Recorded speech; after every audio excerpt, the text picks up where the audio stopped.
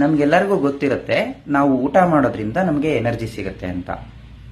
But ನಾವು ಸರಿಯಾದ ಊಟ ಮಾಡೋದ್ರಿಂದ ನಮಗೆ ಸರಿಯಾದ ಎನರ್ಜಿ ಸಿಗುತ್ತೆ. ಹೇಗೆ ಅಂತ ಅಂದ್ರೆ ನಮ್ಮ ಬಾಡಿ ರೆಡಿ ಆಗಿರೋದು ಸೆಲ್ಸ್ ಇಂದ.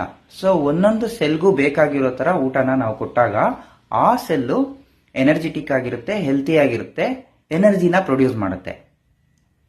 ಸೊ ಫಾರ್ ಎಕ್ಸಾಂಪಲ್ ನಮ್ಮ ಬಾಡಿನಲ್ಲಿ ಬ್ಲಡ್ ಇರುತ್ತೆ. ಬ್ಲಡ್ ರೆಡಿ ಆಗಿರೋದು ಬ್ಲಡ್ ಸೆಲ್ಸ್ ಇಂದ. ಸೊ ಬ್ಲಡ್ ಸೆಲ್ಸ್ಗೆ ಬೇಕಾಗಿರೋ ಊಟ ಯಾವುದು ಅಂದ್ರೆ iron, folic acid, vitamin B12 ಇನ್ನೂ ಇದೆ.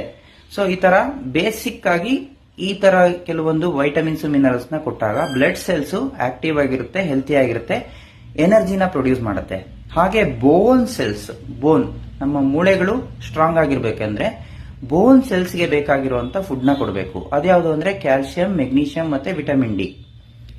ಈ ತರ ಫುಡ್ ನ ಬೋನ್ಸ್ಗೆ ಕೊಟ್ಟಾಗ ನಮ್ಮ ಬೋನ್ ಸೆಲ್ಸ್ ಸ್ಟ್ರಾಂಗ್ ಆಗಿರುತ್ತೆ, ಎನರ್ಜಿನ ಪ್ರೊಡ್ಯೂಸ್ ಮಾಡುತ್ತೆ. ಇದೇ ರೀತಿ ಸ್ಕಿನ್ ಸೆಲ್ಸ್ ಇರುತ್ತೆ, ಹೇರ್ ಸೆಲ್ಸ್ ಇರುತ್ತೆ.